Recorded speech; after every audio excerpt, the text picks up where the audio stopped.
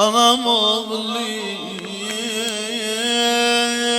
elemen hiç bu dünyada Rügayen neylesin sensin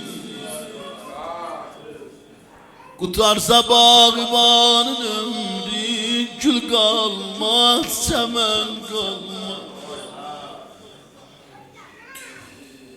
Güzel eğer imkanım olsa Öz yanımda Zeynep'i sakla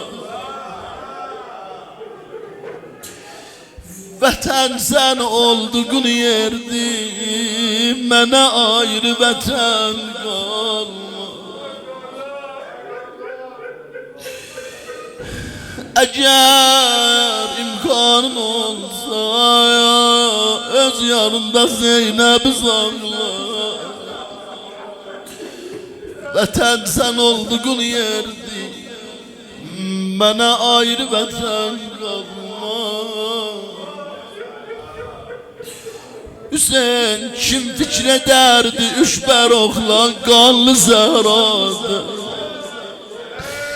Ələm dara, ələm qalmaz Ləbən xara, ləbən qalmaz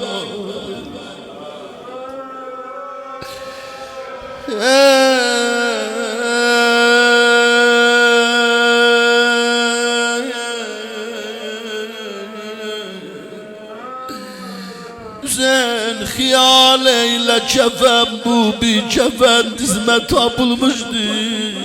O kadri neyse var ok var Bu peykerde kefen kalmaz